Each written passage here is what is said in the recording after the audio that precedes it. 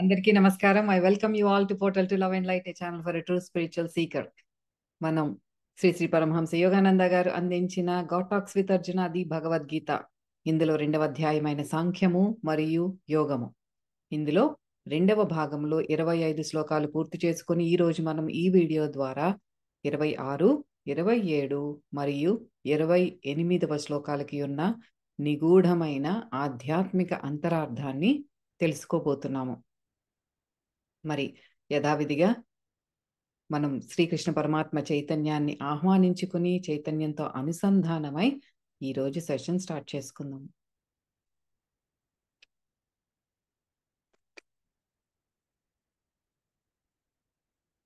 ఓం శ్రీ గురుభ్యో నమః. ఓం శ్రీకృష్ణ పరమాత్మనే నమః. ఓం శ్రీమాత్రే నమః. ఓం సాయిరామ్ సాయిరామ్.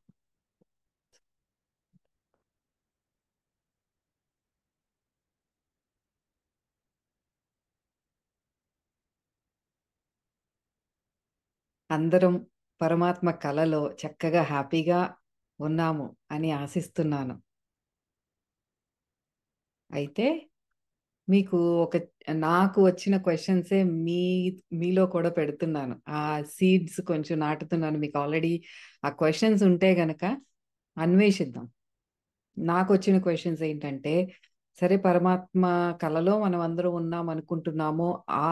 అనుకుంటున్నాం కాదు, మనం అందరం పరమాత్మ కలలో ఉన్నాము. ఓకే. అయితే మరి మనం తురియావస్థకి, కూటస్థ చైతన్య స్థితికి వెళితే కానీ మనకి పరమాత్మ యొక్క స్వప్న స్థితి కానీ, ఆయన స్వప్నంలో మనం ఉన్నామన్నది కానీ అనుభవపూర్వకంగా మనకి అవగతం అవ్వదు అని చెప్పుకుంటున్నాము. అయితే మరి మనకి ఉన్న ఈ తురియా స్థితికి వెళ్తే గానీ ఆయన స్వప్న స్థితిలోకి మనం అర్థం చేసుకోలేకపోతున్నాము. మరి పరమాత్మ యొక్క జాగృత అవస్థ ఏంటి? ఆయన యొక్క సుషుప్తి అవస్థ ఏంటి? మరి ఆయన యొక్క ఫైనల్ స్టేట్ అంటే తురియా స్థితి ఏంటి? అవి పరమాత్మకి కూడా ఉన్నాయా? మరి ఆయన స్వప్నంలో మనం ఉన్నాము అంటే సూక్ష్మంగా ఆయనకి కూడా మనస్సు ఉందా? ఆయన మనస్సుకి మన మనస్సుకి తేడా ఏమిటి? ఈ క్వశ్చన్స్ అన్నీ అలా బబుల్స్ లాగా వస్తున్నాయి. మీకు ఆన్సర్స్ దొరికితే గనక దయచేసి కామెంట్స్‌లో పెట్టండి. నేను అన్వేషించటం మొదలుపెట్టాను. సో, నాకు తెలిస్తే నేను షేర్ చేస్తాను. సరే, మనం ఈరోజు ఆహ్, సెషన్‌లో 26, 27 శ్లోకాలకి కలిపి అంతరార్థాన్ని పరమహంస యోగానంద గారు అందించారు. రెండిటికి కలిపే మనకి సారాంశం ఉంది. ఇది సగం ఆహ్, వీడియో ఉంటుంది. అండ్ తర్వాత 28వ శ్లోకానికి ఉన్న అంతరార్థాన్ని తెలుసుకుందాం. So, let us invite Sai madam. ఈ 2 శ్లోకాలు కూడా మనకి పాడి వినిపిస్తారు. దాని తర్వాత మనం మాట్లాడుకుందాం. Okay. Over to you Sai madam. 2వ అధ్యాయము 26 మరియు 27వ శ్లోకములు. అథ చైనం నిత్యజాతం నిత్యం వా మన్యసే మృతం తథాపి త్వం మహాబాహో నైవం శోచితుమర్హసి. ఓ అర్జున, ఈ ఆత్మకు జనన మరణములు కలవని ఒకవేళ నీవు భావించినప్పటికీ దీనికై నీవు శోకింపదగదు. జాతస్య హి ధ్రువో మృత్యుః ధ్రువం జన్మమృతస్య చ తస్మాదపరిహార్యేర్థే న త్వం శోచితుమర్హసి. ఏలనన పుట్టిన వానికి మరణము తప్పదు, మరణించిన వానికి పునర్జన్మ తప్పదు. కనుక అపరిహార్యములైన ఈ విషయములయందు నీవు శోకింపదగదు. Thank you madam. సో 26వ శ్లోకానికి వచ్చేసి ఇప్పుడు మేడం చెప్పారు కదా, డైరెక్ట్ మీనింగ్ ఏంటంటే ఇందులో రెండవ లైన్లో ఏముంది, మహాబాహో అని ఆ, అంటున్నారు పరమాత్మ ఎవరిని, అర్జునుడిని. అంటే ఏంటి, గొప్ప బాహుబలం కలవాడా ఓ మహావీర అర్జున, ఒకవేళ నీవు ఆత్మని కొత్త శరీరం వచ్చినప్పుడల్లా మళ్ళీ మళ్ళీ పుడుతూనే ఉంది, మళ్ళీ ఉన్న శరీరం పోయినప్పుడల్లా మళ్ళీ మరణిస్తూనే ఉన్నాము, ఇట్లా జరుగుతోందని అనుకున్నా సరే, నువ్వు బంధువధ కోసం నువ్వు ఇట్లా దుఃఖించటం అనేది తగదు. అంటే ఇవన్నీ మళ్ళీ మళ్ళీ వస్తున్నాయి, పుడుతున్నాయి, మళ్ళీ నశిస్తున్నాయి అని నువ్వు భావిస్తున్నావు కదా, అట్లా అయినా సరే కూడా నువ్వు దుఃఖించటం అనేది తగదు అని అంటున్నారు పరమాత్మ. అది 26వ శ్లోకానికి ఉన్న డైరెక్ట్ మీనింగ్. సో 27వ శ్లోకంలో ఏం చెప్తున్నారు, ఇది మీకు చాలా ఈ 27వ శ్లోకం అందరికీ నానుడు అండ్ బాగా ఆ, తెలిసిన శ్లోకం ఇది. జాతస్య హి ధ్రువో మృత్యుః అంటే ఇది ఎక్కువ మనకి ఘంటసాల గారి భగవద్గీత ప్లే చేస్తూ ఉంటారు. ఎవరి ఇంట్లో అయినా మరణం సంభవించినప్పుడు ఇది ప్లే చేస్తారు. మనకి పుట్టినవాడు గిట్టక తప్పదు, గిట్టినవాడికి పుట్టగా తప్పదు అన్న ఆ లైన్ నాకు చాలా గుర్తుంది. ఇదే ఇప్పుడు అక్కడికి ఆ శ్లోకం దగ్గరికి వచ్చాం మనం. దీనికి ఉన్న డైరెక్ట్ మీనింగ్ ఏంటి, ఓ అర్జున, పుట్టినవాడు గిట్టక తప్పదు, గిట్టినవాడు మళ్ళీ పుట్టక తప్పదు, ఇది ఎవ్వరూ కూడా ఆపలేని విషయం కనుక దీనికోసం నువ్వు దుఃఖించట తగదు అని చెప్తున్నారు. ఈ రెండు శ్లోకాలకి ఉన్న అంతరార్థం అన్నమాట అది. అయితే దీనిలో ఉన్న ఆధ్యాత్మిక అంతరార్థాన్ని తెలుసుకుందాం. పరమాత్మ అర్జునుడితో ఇలా అంటున్నారు, మాయ ప్రభావం వల్ల ఈ ఆత్మ అనేది నిత్యం శరీరాలు మారుస్తూ మార్పు చెందుతూ ఉంది అని అనుకున్నా దానికి దుఃఖించాల్సిన పనే ఉంది. ఇప్పుడు మనం అందరం అజ్ఞానంలోనే ఉన్నాము, అంత మాయ ప్రభావం అనుకుంటున్నాము, మనకు ఆత్మతత్వ జ్ఞానం లేదు అనుకున్నా సరే, సరే ఈ శరీరాలు మారుస్తున్నామని అయితే తెలుసు, పుడుతున్నాము చనిపోతున్నాం అన్నదే అది తెలిసిన, అంతవరకు తెలిసినా సరే దుఃఖించాల్సిన పనే ఉంది దానికి అంటున్నారు.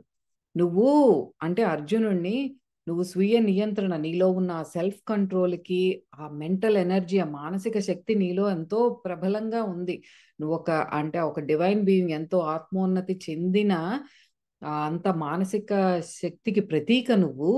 ఈ జనన మరణాలు, ఈ మార్పు చెందటాలు, ఈ కర్మలను అనుభవించటం, ఇవన్నీ కూడా అనివార్యమని తెలుసు నీకు. అది తప్పదని తెలిసినప్పుడు వాటి గురించి నువ్వు అసలు ఎందుకు దుఃఖిస్తున్నావు, దేనికి దుఃఖిస్తున్నావు అని అడుగుతున్నారు పరమాత్మ. అయితే ఇప్పుడు మనకి యోగానంద గారు ఎక్స్పాండెడ్ కామెంట్ దీన్ని ఇంకా ఎలాబొరేట్ చేసి ఎలా ఎక్స్ప్లెయిన్ చేస్తున్నారో చూద్దాం. సామాన్య మానవుడికి మనం ఇంతకు ముందు కూడా చెప్పుకున్న మరణ భయం అనేది, అభినివేశ అనేది ప్రతి ఒక్కళ్ళకి ఉంటుంది. దేనివల్ల, మనకు ఉన్న ఈ శరీరంతో ఉన్న అనుబంధం, దాని మీద ఉన్న అటాచ్మెంట్ వల్ల. ఇంకొక రీజన్ ఏంటంటే చనిపోయిన తర్వాత మళ్ళీ ఏమవుతుందో అన్న భయం వల్ల, ఎక్కడికి వెళ్తాను, మళ్ళీ ఏ జన్మ తీసుకుంటాను, అసలు ఏ లోకానికి వెళ్తాను నేను, ఇవన్నీ కూడా ఆ ఒకలాంటి భయానికి గురి చేస్తాయి. కానీ ఇది ఆత్మజ్ఞానం ఉంది ఒక యోగికి అంటే, సరైన ప్రాణాయామ ప్రక్రియ వల్ల మన మనస్సుని, ప్రాణశక్తిని మన స్వాధీనం చేసుకుని, ఆ జ్ఞాన జ్యోతి మనలో ఎప్పుడైతే ప్రకాశిస్తుందో మరణంతో కూడా అటువంటి యోగి సఖ్యత చేయగలడు, స్నేహం చేయగలడు. అంటే దాన్ని కూడా ఒక జస్ట్ ప్రాసెస్, అదేదో జరుగుతోంది అంతే అని స్వీకరిస్తారు. దాని గురించి ఇంకా ఆందోళన పడటం కానీ, ఏమవుతుందో అని దుఃఖం కానీ ఆ యోగికి అనుభవించడు అన్నమాట. మనం ఆధ్యాత్మిక మార్గంలో ఉండి కూడా ఊరినే మెకానికల్గా వాళ్ళు ఏదో చెప్పారు, సరే ఈ ఏదేదో పొద్దున్నే లెగిసి చేయమంటున్నారు, సాయంత్రం చేయమంటున్నారు, చేద్దాము, అయ్యా అబ్బో కుయ్యో మొర్రో అనుకుంటా ఆ గంట ఏదో కూర్చోవటం, అట్లా మెకానికల్గా చేసే వాళ్ళకి ఊరినే ఆధ్యాత్మికంలో ఉన్నాము అని ఒక లేబుల్ పెట్టుకుంటున్నాం మన మీద. అట్లా అలాంటి వారిలో ఆ స్థిరత్వం కానీ ప్రశాంతత కానీ రాదు. వాళ్ళు కూడా సామాన్య మానవుడి లాగానే మరణాన్ని ఎట్లా అయినా సరే దీన్ని తప్పించుకోవాలి, నివారించాలి అనే ప్రయత్నాలు జరుగుతూ ఉంటాయి. కానీ దానిని కూడా ఆ సఖ్యతతో, స్నేహంతో స్వీకరించటం కానీ అది జరగదు. ఎవరు ఊరినే మెకానికల్గా అది కూడా ఒక పనిలాగా చేసే వాళ్ళకి. ఎందుకంటే మరి అటువంటి ఫీలింగ్ అసలు అందరికీ ఎందుకు వస్తోంది? ఎందుకు అంత భయానికి గురవుతున్నారంటే, ఇక్కడున్న బంధాల నుండి, జ్ఞాపకాల నుండి దూరం చేసి మళ్ళీ అమ్మ కొత్త జన్మలు ఎవరో ఏ మనుషులు వస్తారో, ఏ దేశంలో పుడతానో, కొత్త వాతావరణం మళ్ళీ ఎట్లా ఉంటుందో, ఏ కుటుంబంలో అడుగు పెట్టాల్సి వస్తుందో, ఇవన్నీ కూడా ఆ థాట్స్ అనేవి వస్తూ ఉంటాయంట. కొంతమందికి ఇట్లాంటి భయ భయపడే వాళ్ళకి.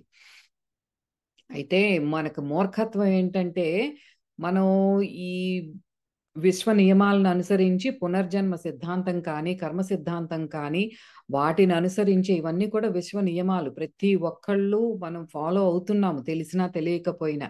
దాని వల్లనే ఈ జన్మలు తీసుకుంటున్నాము. ఈ పెళ్లి, సంసారము, బాధ్యతలు ఇవన్నీ చివరికి మరణం. ఇదంతా కూడా తెలిసినా సరే మనం ఇంకా దుఃఖిస్తున్నాము.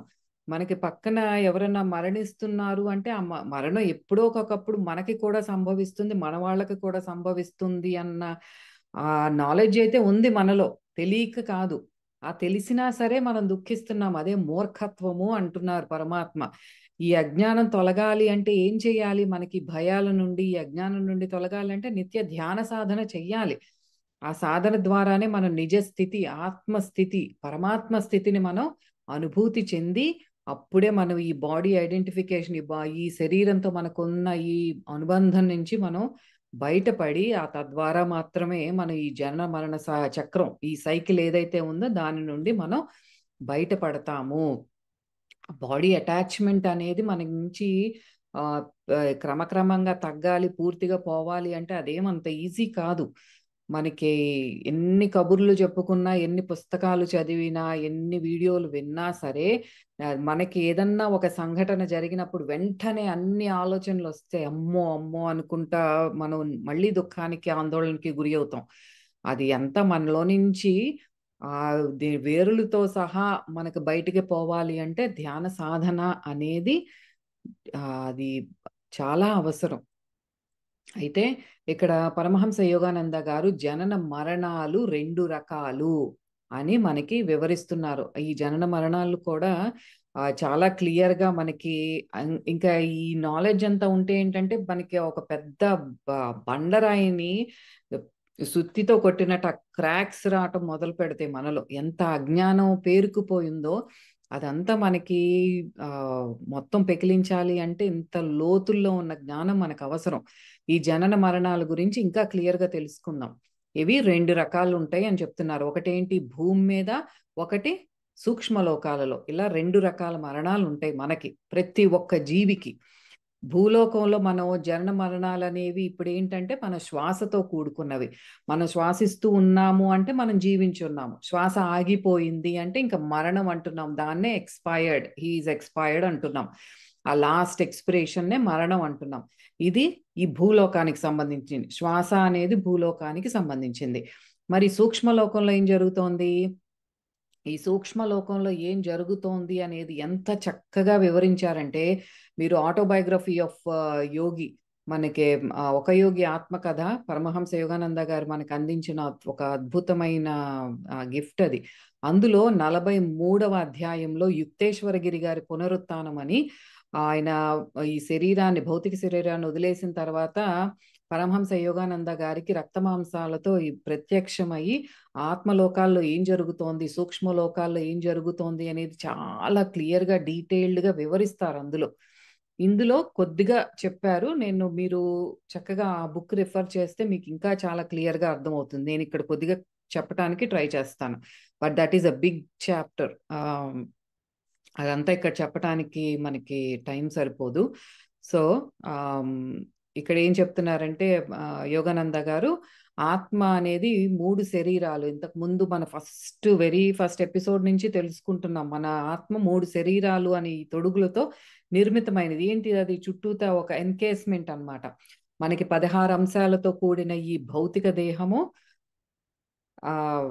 16 ఎలిమెంట్స్‌తో కూడినది ఫిజికల్ బాడీ, 19 అంశాలతో కూడిన సూక్ష్మ శరీరం ఆస్ట్రల్ బాడీ, అండ్ 35 సూచనలతో కూడిన కారణ శరీరము అని అంటున్నాము.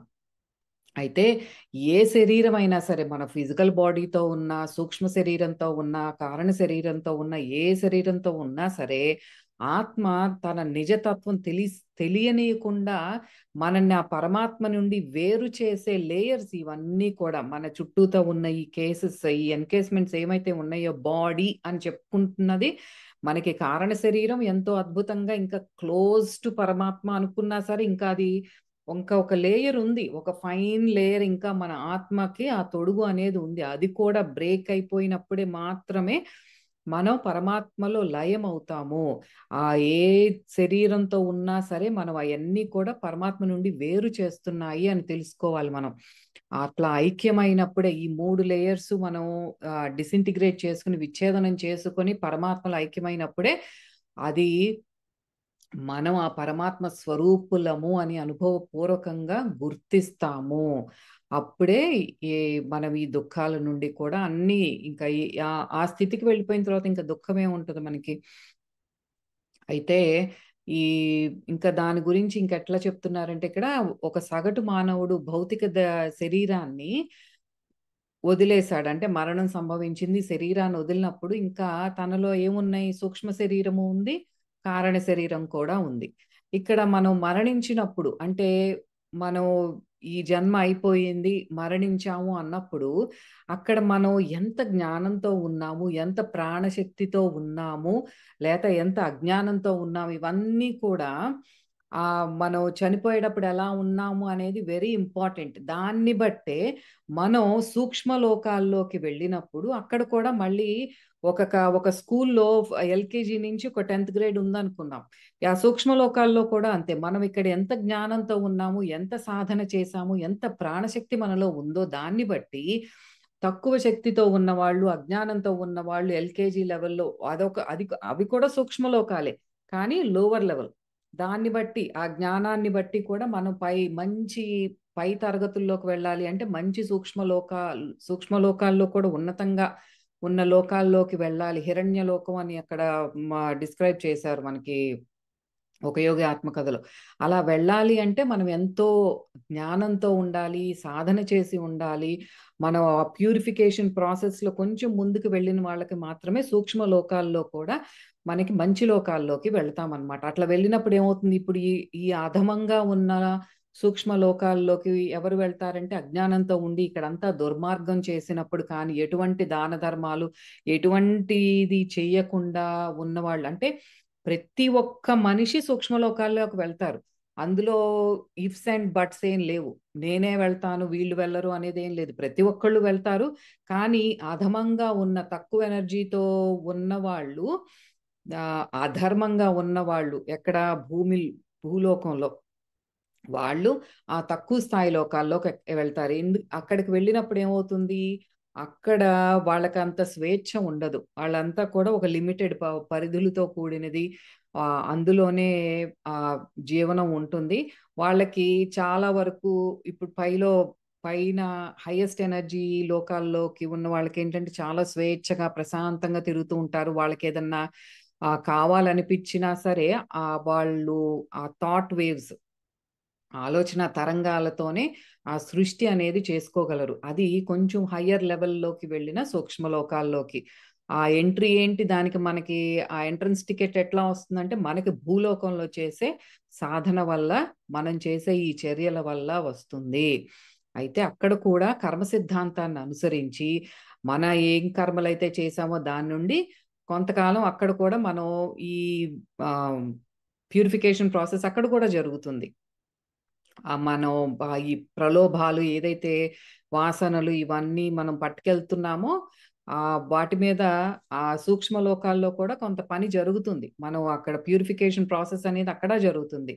మళ్ళీ విశ్వ నియమాన్ని అనుసరించి సూక్ష్మ శరీరం అక్కడ డిసింటిగ్రేట్ అయిపోతుంది. అక్కడ ఎక్కడైతే ఇంకా టైం అయిపోయింది, అక్కడ జరగాల్సిన మనకి ఆ ప్రక్రియ ఏదైతే ఉందో, ఆ స్కూలింగ్ ఏదైతే ఉందో అక్కడ అయిపోయిన తర్వాత ఆ ఆస్ట్రల్ డెత్, సూక్ష్మలోకాల్లో మనకు మరణం సంభవిస్తుంది. అక్కడ మరణించాక మళ్ళీ భూలోకంలో మనం మళ్ళీ జన్మ తీసుకుంటాం.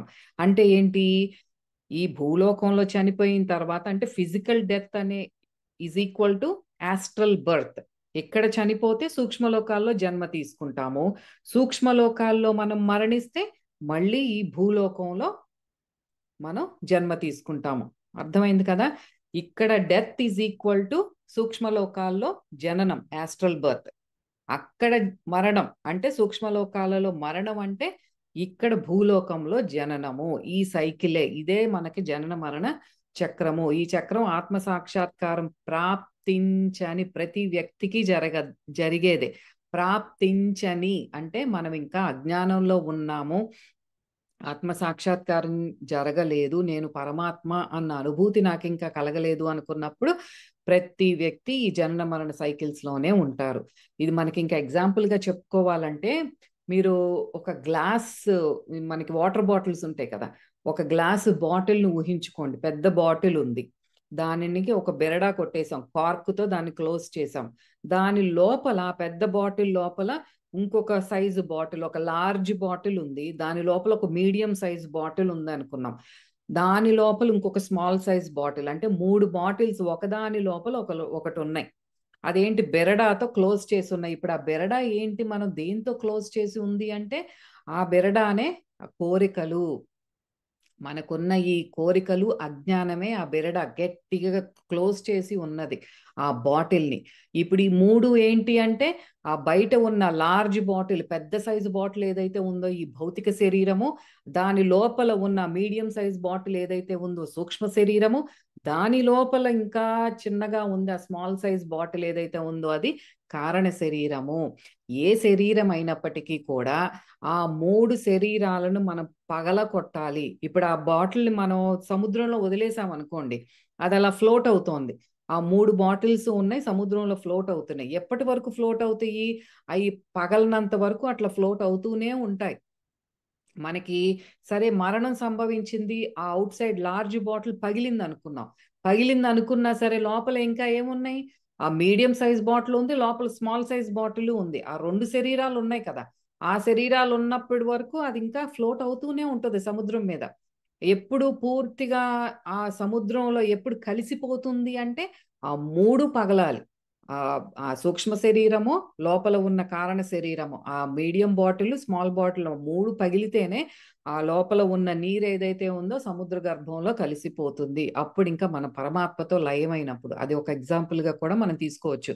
ఆ కార్క్ ఏంటి, మనం ఏంటి టైట్ గా అందులో ఉన్న నీరు సముద్రంలో కలవకుండా ఏంటి మన ఆపుతోంది, ఆ గట్టి బెరడా ఏంటి అంటే, మనకి ఉన్న కోరికలు. ఒకదాని మీద ఉన్న కోరికలు అంటే, మనకి చనిపోయే ముందు కూడా ఇంకా కోరికలతోనే కనుక మనకు చనిపోతే గనక ఆ కోరికలను పట్టుకునే మనము ఆ హెవీగా ఉన్న సూక్ష్మ శరీరం ఏం చేస్తోంది, ఆ కోరికలతోనూ ఈ భయాలతో ఇవన్నిటితో బరువెక్కిపోయింది ఆ సూక్ష్మ శరీరం. మళ్ళీ ఆ భూలోకం, ఆ ఎర్త్ గ్రావిటేషనల్ ఫోర్స్ మళ్ళీ పుల్ చేస్తుంది. ఆ పుల్ చేసడం అంటే ఏంటి అంటే, మళ్ళీ ఆ భౌతిక శరీరాన్ని తొడుగు తగిలించుకొని మళ్ళీ ఇక్కడికి రావాల్సిందే. సో ఆ బెరడాన్ని కొద్ది కొద్దిగా మనం లూజ్ చేయటం నేర్చుకోవాలి. అందుకే మనకి సాధనతో పాటు నిత్యం మనం ఎటువంటి ప్రలోభాలకి లోనవుతున్నాం, ఇవన్నీ కూడా ఆత్మ పరిశీలన అనేది చాలా ఇంపార్టెంట్. అయితే ఈ సత్యాన్వేషి ఎవరైతే ఉంటారో, గురు సాంగత్యంతో కానీ, ఆత్మ పరిశీలనతో కానీ, విశ్వ నియమాలు, కర్మ సిద్ధాంతము, ఈ జనన మరణ ఈ చక్రంలో ఉన్న ఈ అంతరార్థం తెలుసుకుంటాడో అటువంటి జ్ఞాని నిరంతరం ఆ పరమాత్మ చైతన్యంతో అనుసంధానం అవ్వాలి అనే తపనతోనే ఉంటాడు. కానీ ఇంకా ఈ భౌతిక ప్రపంచం మీద ఈ కోరికలు, వీటి మీద అంత దృష్టి వెళ్ళదు. అది క్రమక్రమంగా తగ్గిపోతూ ఉంటుందన్నమాట, కరిగిపోతూ ఉంటుంది. తన దృష్టి ఎప్పుడు కూడా ఈ చెడు కర్మల నుండి ఎట్లా బయటపడాలి, నేను పరమాత్మతో ఎట్లా నేను ఐక్యం అవ్వాలి అని అనుకుంటాడు. కానీ అయ్యో నాకెందుకు ఇలా జరిగింది, ప్రతి పరిస్థితి వచ్చినప్పుడల్లా మనకు ఒక క్వశ్చన్ వచ్చేస్తుంది లోపల నుంచి, ఎందుకు ఇట్లా జరిగింది, అమ్మో ఇంకా ముందు ముందు నాకు ఇంకెన్ని సమస్యలు వస్తాయో, ఇంకా ఎంత దుఃఖాన్ని నేను అనుభవించాలో, అసలు నా డెస్టినీ ఏంటో నాకు అర్థం కావట్లేదే అన్న కోరికలు, ఈ చింతన. ఇంకా అందులో నుంచి ఆ ఆ జ్ఞాని అనేవాడికి అటువంటి చింతన రాదు. అట్లాంటి ఆ ఆలోచనలు అనేది ఓ నిజమైన జ్ఞాని, ఆత్మ పరిశీలన చేసుకునే వాళ్ళకి అది రాదు. నిత్య ధ్యాన సాధకులకి రాదు, రాకూడదు. ఇంకా వచ్చిందంతా కూడా ఇంక అమ్మ నా కర్మ ప్రక్షాళన జరుగుతోంది. ఇది ఏదన్నా నాకు సమస్య వచ్చిందంటే నేను ఇంకా అమ్మయ్య నా చెడు కర్మలన్నీ కూడా నేను క్లెన్స్ చేసేసుకుంటున్నాను. అంటే ఏంటి, ఒక్కొక్క కర్మ నేను క్లియర్ చేసుకుంటున్నానంటే పరమాత్మకి ఒక్కొక్క మెట్టు దగ్గర అవుతున్నాను. ఎప్పుడైతే కర్మ క్లియర్ అయినప్పుడు అంటే ఏంటి, మనలో ఏదో మన జీవితంలో ఏదో ఒక సంఘటన జరుగుతోంది, ఒక డిస్టర్బెన్స్ వచ్చినప్పుడు దానికి మళ్ళీ వెంటనే థాట్ రిలీజ్ చేసేసి అమ్మో నాకెందుకు ఇలా జరిగింది, అయ్యో నాకెందుకు ఇలా జరిగింది అనుకుంటున్నప్పుడు ఏంటంటే ఆ క్లెన్జింగ్ ప్రాసెస్ ని మనం ఆపుతున్నాము. అంటే పరమాత్మకి చేరువయ్యే ఒక్కొక్క మెట్టు మళ్ళీ వెనక్కి వేసుకుంటున్నాం. మళ్ళీ ఇంకో కర్మ చక్రంలో ఇంకొక కర్మలకి మనం పోగు చేసుకుంటున్నాం. అలా కాకుండా ఏది ఉంటే అది, ఇది నా పూర్వజన్మ కర్మానుసారమే నాకు సంభవించింది, ఇది చక్కగా నేను క్లియర్ చేసుకుంటున్నాను, అమ్మ నేను దగ్గరవుతున్నాను పరమాత్మకి, వెరీ గుడ్ అని టిక్ మార్క్ కొట్టేసుకోవటం, ముందుకు వెళ్ళిపోవటం అంతే. అయితే అజ్ఞానంలో ఉన్న వాళ్ళకి ఈ చక్రం ఇందులో ఇరుక్కోవడం, దుఃఖంలో ఉండటం, మళ్ళీ ఎంత దుఃఖంలో ఉంటారు అంటే రాత్రిళ్ళు పడుకున్నప్పుడు కూడా అవే పీడకలలుగా వస్తాయంట. ఏంటి, ఇంకా ఊపిరాడక నేను చచ్చిపోతున్నాను, ఎవరో నన్ను చంపేస్తున్నారు అని ఒక భయంకరమైన కలలు కానీ, మళ్ళీ ఆ కలలోనే ఒక బేబీగా పుట్టి ఇంకొక చోట జననం తీసుకోవటం కానీ, ఇవన్నీ కూడా మనకి కలల రూపంలో వస్తాయంట. ఎవరికి అజ్ఞానంలో ఉండి నిత్యం ఆందోళనతో దుఃఖంతో ఉండే వాళ్ళకి ఆ ముందు ఫస్ట్ ఆఫ్ ఆల్ అసలు నిద్రే పట్టదు. నిద్ర పట్టినా సరే ఇలాంటి పీడకలలే వస్తూ ఉంటాయి. సరైన సాధన ద్వారానే పరమాత్మలో ఐక్యమయ్యే వరకు ఆ సాధన ద్వారా ఈ జనన మరణాల చక్రాలు కానీ మళ్ళీ దుఃఖం అనుభవించట కానీ మనకి తప్పదు. అదే మనకి 26, 27 శ్లోకాల ద్వారా పరమాత్మ మనకి బోధిస్తున్నారు. ఇదంతా జరుగుతోంది అని తెలిసినా సరే ఇంకెందుకు దుఃఖిస్తున్నారు మీరు? ఈ దుఃఖం నుంచి మీరు బయటికి రావాలంటే మీరు నా దగ్గరికి రండి, నాతో కలవండి, నా చైతన్యంతో మీరు అనుసంధానం అవ్వండి అని చాలా చక్కగా మనకి వివరిస్తున్నారు పరమాత్మ మరియు పరమహంస యోగానంద గారు. మరి నెక్స్ట్ శ్లోకం 28వ శ్లోకాన్ని మనం సాయి మేడంని ఇన్వైట్ చేసుకుందాము. అది పాడించుకొని దాని లోతుల్లోకి వెళ్ళి చూద్దాము. Over to you Sai madam. 2వ అధ్యాయము 28వ శ్లోకము. అవ్యక్తాదీని భూతాని వ్యక్తమధ్యాని భారత అవ్యక్తనిధనాన్యేవ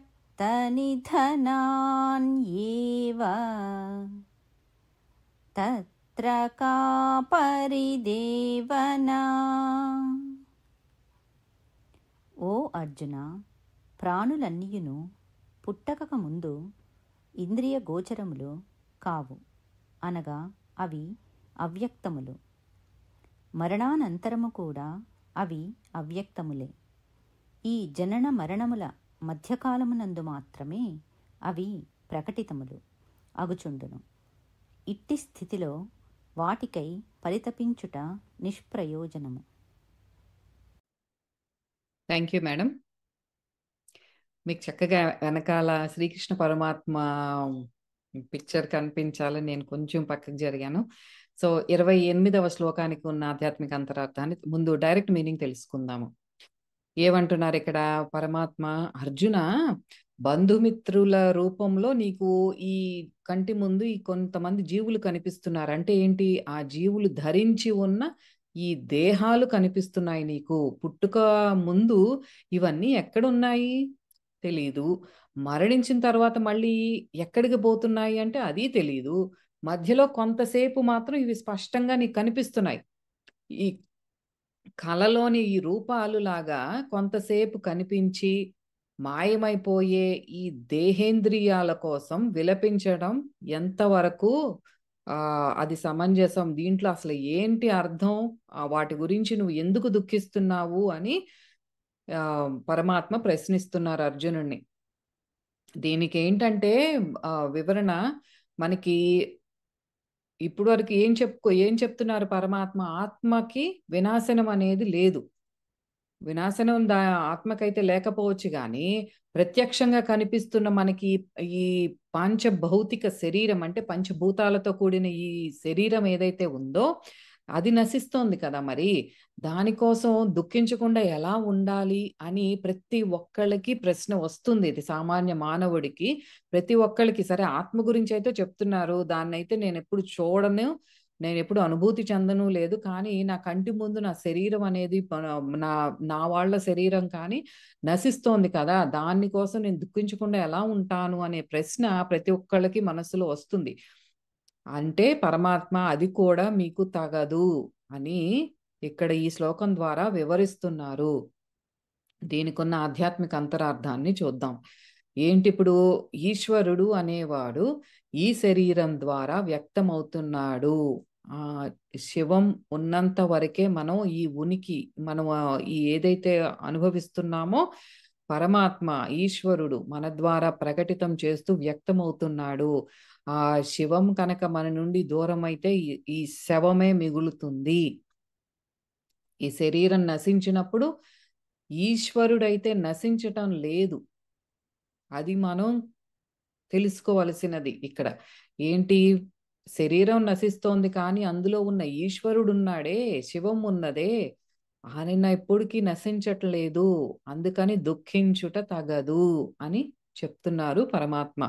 దీనికి పరమహంస యోగానంద గారు ఇంకా ఎక్స్పాండెడ్గా ఏం చెప్తున్నారో చూద్దాం.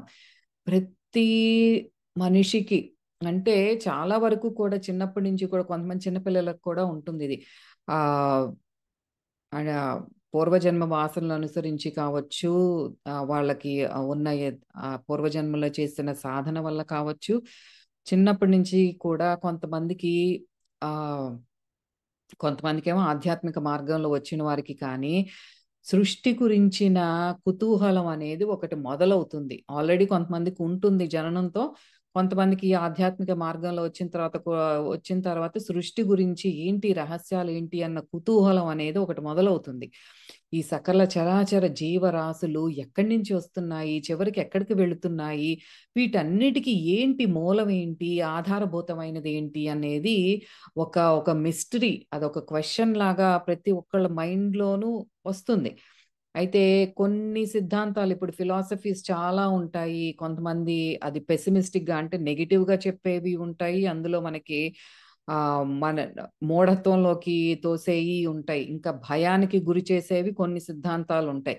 కానీ ఇవన్నీ పక్కన పెట్టేసి మనం కనుక ఒక సత్యాన్వేషి అయి ట్రూత్ సీకర్, నాకు నేనే తెలుసుకోవాలి, ఇవన్నీ కాదు, జస్ట్ పుష్ దెమ్ అసైడ్, ఏది అక్కర్లేదు నాకు, ఏ టెక్స్ట్ బుక్ నాలెడ్జ్ నాకు అక్కర్లేదు, నేనే సత్యాన్వేషిని అనుకున్నవాడు, ఆ జ్ఞాని అయిన వాడు వర్తమాన క్షణంలో ఉంటూ, being in the now moment, ఈ వర్తమాన క్షణంలో ఉంటూ ధ్యాన సాధన ద్వారా పరమాత్మతో అనుసంధానమై ఆ సృష్టి రహస్యాన్ని ఆయన దగ్గరే నేను తెలుసుకుంటాను అని ఒక ప్రతిజ్ఞ, ఒక సంకల్పం అది పెట్టుకుంటాడు. అతనే నిజమైన జ్ఞాని. మీ టెక్స్ట్ బుక్ నాలెడ్జ్ అంతా మనకి పనికిరాదు. ఎన్నో క్వశ్చన్స్ ఇట్లా వస్తూనే ఉంటాయి. అందులో నుంచి మనం పూర్తిగా బయటపడాలి. నాకు నిజమైన ఆత్మతత్వ జ్ఞానం కానీ సృష్టి రహస్యం కానీ నాకు తెలియాలంటే మనలోకి మనం వెళ్ళాలి, అంతర్ముఖం అవ్వాలి. అలా అంతర్ముఖం అయినప్పుడు మాత్రమే మనం అది అవగతం అవుతుంది మనకి. ఇక బయట అన్వేషించేది కాదు. పరమాత్మ గురించి తెలుసుకోవాలి, సృష్టి గురించి తెలుసుకోవాలంటే బయట ఎన్ని టెక్స్ట్ బుక్స్ చదివినా సరే మనకి అర్థం కాదు. మనకి పరమాత్మ ఈ భూమి అనేది ఒక పెద్ద స్టేజ్ ఇచ్చారు. ఈ స్టేజ్ మీద అన్ని మనకు ఆహారాన్ని ఇచ్చారు, నీరు, అగ్ని, వాయువు అన్ని సమకూర్చి ఈ చుట్టూ ఉన్న ప్రకృతిని మీరు స్టడీ చేయండి. ఈ ప్రకృతి నుండి మీరు నేర్చుకోండి. ప్రతి జీవరాశిలోను మీరు నేర్చుకోవాల్సింది ఎంతో ఉంది. ఒక పక్షిలోను, ఒక నీటిలో వెళ్ళే ఒక చేపలో కానీ ఏదైనా సరే, ఈ సమస్త ప్రకృతిలో ఒక చెట్టు నుంచి కానీ మనం నేర్చుకోవాల్సింది ఎంతో ఉంది. అందులో నీ పాత్ర ఏమిటో నువ్వు పోషించు అంతే. ఎక్కువ ఓవర్ యాక్షన్ చేయక్కర్లేదు. నీ పాత్ర ఏంటో పోషించి నువ్వు పక్కకు వచ్చేసే అంతే అని చెప్తున్నారు. ఇవన్నీ అమర్చారే పరమాత్మ, ఆయన మాత్రం చక్కగా ఎక్కడో గోప్యంగా ఉండిపోయారు. మనకి కనిపిస్తున్నారంటే లేదు. ఇదంతా ఈ స్టేజ్ అంతా సెట్ చేశారు. ఈ నాటకం అంతా కూడా ఎక్కడో ఉండి డైరెక్ట్ చేస్తున్నారు. సరే ఆయన డైరెక్ట్ చేస్తున్నారు అని ఎట్లా తెలుస్తుంది? ఇప్పుడు సినిమాల్లో అయితే డైరెక్టర్ ఇట్లా ఇదిగో షాట్ రెడీ అంటారు, ప్యాకప్ అంటారు, తర్వాత క్లాప్ రెడీ అంటారు, ఇది అంటారు, అది అంటారు. ఆయన వాయిస్ వినిపిస్తూ ఉంటుంది హీరోలకి, అక్కడ పనిచేసే యాక్టర్స్‌కి అందరికి. మరి ఈ కాస్మిక్ డైరెక్టర్, ఈ పరమాత్మ ఇదంతా ఒక డైరెక్షన్ చేస్తున్నారే అద్భుతమైన డైరెక్టరు. ఆయన యొక్క ఇన్‌స్ట్రక్షన్స్ కానీ, ఆ సజెషన్స్ కానీ మనకి ఎలా అందిస్తున్నారు? ఆయన గోప్యంగా ఎక్కడో ఉన్నారే, నాకేం కనిపించట్లేదే. ఇప్పుడు ఆయన చెప్పేదే నేను చేస్తున్నానా? లేకపోతే నాకు నచ్చినట్టు నేను చేస్తున్నానా ఎట్లా తెలియాలి అంటే, ఏంటి దేని ద్వారా తెలుస్తుంది అంటే, ఆయన మనల్ని గైడ్ చేసే వాయిస్ ఏంటి అంటే అంతఃస్ఫురణ, సహజావబోధ. ఈ సహజావబోధ అన్న మాట ఉపయోగ్యాత్మ కథలో వాడారు. అక్కడ దాని నుంచి తీసుకుంటున్నాను. అదే ఇంట్యూషన్, సిక్స్త్ సెన్స్ అనుకుంటున్నాము. ఇలా రకరకాల పేర్లు పెట్టిన ఆ ఇంట్యూషన్ ద్వారానే ఆయన మనకు సజెషన్స్ ఇస్తున్నారు. ఇలా చేయండి మీరు అని మన అంతఃస్ఫురణ ద్వారానే మనకి ఎప్పుడైతే ఆ వాయిస్ మనకి ఇలా చెయ్యి అని నీకు గైడెన్స్ వస్తుందో అదే ఆ కాస్మిక్ డైరెక్టర్ పరమాత్మ ఇచ్చే మనకు ఆ గైడెన్స్ అన్నమాట. సామాన్య మానవుడికి తన జీవితం ఇంకా గతి తప్పుతోంది, ఎటు చూసినా ఏ పని తలపెట్టినా సమస్యలే ఎదురవుతున్నాయి అంటే ఆ ఇన్ఫినిట్ డైరెక్టర్ పరమాత్మ డైరెక్షన్ తప్పి ఆ ఆయన డైరెక్షన్స్ మనం ఫాలో అవ్వకుండా మనం చక్కగా మనం ఫ్రీ విల్ అనేది కూడా మనకి ఇచ్చారు కదా, నీకు నచ్చినట్టు కూడా మీరు చేసుకోండి అనేది. దాన్ని మనం విచ్చలవిడిగా వాడుకుంటున్నాము కాబట్టే మనం ఇంత దుఃఖానికి గురి అవుతున్నాము, ఇన్ని సమస్యలు మనకి ఎదురవుతున్నాయి, కొని తెచ్చుకుంటున్నాం మనం. ఎందుకంటే ఆయన ఒకటి చెప్తుంటే నేను నీకు వ్యతిరేకంగా చేసి చూపిస్తాను అని క్వశ్చన్ మనమే అంత ఈగో అహంతో మనం ఇదంతా వ్యతిరేక భావంతో ఆయన ఇటు వెళ్ళమంటే మనం ఆపోజిట్ డైరెక్షన్ లో ఇటు వెళ్ళి అయ్యో కుయ్యో మొర్రో అనుకుంటూ దుఃఖానికి గురి అవుతున్నాము. అదే మనం గమనించుకోవాల్సింది. మనకు ఆధ్యాత్మిక మార్గంలో ఉండి నిత్య ధ్యాన సాధన చేసేవాళ్ళు కూడా మధ్యలో కొన్నాళ్ళు చేస్తారు, తర్వాత డైవర్ట్ అయిపోయి ఇంకా ఏదైనా సమస్య రాగానే వెంటనే అయ్యో నా కర్మ ఏంటి ఎలా ఉంది, ముందు ముందు ఇంకేమవుతుందో, అమ్మో ఇంకేం సమస్యలు వస్తాయో అని దుఃఖించటం అనేది జరుగుతోంది. లేదా ఈ ధ్యాన సాధన అనేది కూడా భౌతిక సుఖాల కోసం చేయటం అనేది అదొక ఫ్యాషన్ అయిపోయింది మనకి ప్రస్తుత సమాజంలో. ఈ స్పిరిచువాలిటీ కూడా ఎందుకు పట్టుకుంటున్నారంటే ఎక్కడో వింటారు లా ఆఫ్ అట్రాక్షన్, మన ఏదో ఇది సంపద కోసం మనం ఈ ధ్యానం చెయ్యాలి, ధ్యానం చేస్తే మీకు బాగా డబ్బులే డబ్బులు, ఏంటి ఇంకా రిచెస్ అన్నమాట. ఇట్లాంటివి వింటాం. ఈ ధ్యాన సాధన కోసం, ఈ ధ్యాన సాధన కూడా భౌతిక సుఖాల కోసం వాడుకోవటం అనేది మనకి ప్రస్తుత సమాజంలో జరుగుతోంది. అది ఎంత మాత్రం కరెక్ట్ కాదు. మన సాధన అనేది అది హైయెస్ట్ గోల్ పెట్టుకోవాలి మనం. ఈ చిన్న చిన్న గోల్స్ పెట్టుకుని ఇక్కడిక్కడే తిరుగుతున్నాం మనం. నాకు ఒక ఇల్లు కావాలి, లేకపోతే ఒక కారు కావాలి, నాకు ఈ కుటుంబ సమస్యలు ఏమి రాకూడదు, ఇలాంటి ఈ చిన్న చిన్న సంకల్పాలు పెట్టుకొని మనకి అల్టిమేట్ భగవంతుడితో నేను ఐక్యం అవ్వాలి అనేది పక్కనకి వెళ్ళిపోయింది. అది కరెక్ట్ కాదు. హైయెస్ట్ది మనం అక్కడ కనెక్ట్ అయితే ఇవన్నీ కూడా మనకు ఆటోమేటిక్గా జరిగిపోతాయి. కొన్నిటి మీద అసలు మనకు మనసే వెళ్ళదు. కొన్ని ఏదన్నా జరగాలనుకున్నా సరే ఎందుకంటే మన సంకల్ప శక్తి అంత హైయెస్ట్ దీని వైబ్రేట్ అవుతోంది కాబట్టి ఈ చిన్న చిన్నవన్నీ ఆటోమేటిక్గా జరిగిపోతాయి. అది మనం గుర్తుపెట్టుకోవాల్సింది. పరమాత్మ సృష్టించిన ఈ సృష్టి కంటే కూడా మనకు ఆ పరమాత్మను, ఆ సృష్టికర్తను తెలుసుకోవాలన్న జిజ్ఞాస, ఆ ఫైర్ అనేది మనలో ఉండాలి. సృష్టికర్త ఏం సృష్టించారు? మొక్కలు, ఈ ప్రాణులు ఇవన్నీ ఉన్నాయి. అంటే మనకి బాటనీ చదువుతున్నాము, మొక్కల గురించి తెలుసుకున్నాం. జువాలజీ చదువుతున్నాము, యానిమల్స్ గురించి తెలుసుకుంటున్నాము. మన భౌతిక శాస్త్రం, ఫిజిక్స్ తెలుసుకుంటున్నాం, కెమిస్ట్రీ తెలుసుకుంటున్నాం, ఈ భౌతిక శరీర నిర్మాణం తెలుసుకుంటాం, ఎనాటమీ, ఫిజియాలజీ ఇవన్నీ ఉన్నాయి. కానీ వీటన్నిటి వెనక ఉన్న సృష్టికర్త ఆయన గురించి ఏంటి, ఆ అది మనకు జిజ్ఞాస. సృష్టి రహస్యాన్ని తెలుసుకోవడానికి వాటి మీద ఉండాలి. కానీ మనం ఎక్కువ టైం స్పెండ్ చేసేది ఏంటి అంటే ఆయన సృష్టించిన ఈ సృష్టి ఏదైతే ఉందో దీన్ని స్టడీ చేయడానికే మన లైఫ్ టైం పడుతోంది. దాని గురించి కాకుండా సృష్టికర్త మీద పెట్టండి మీ ధ్యాసని అని చెప్తున్నారు.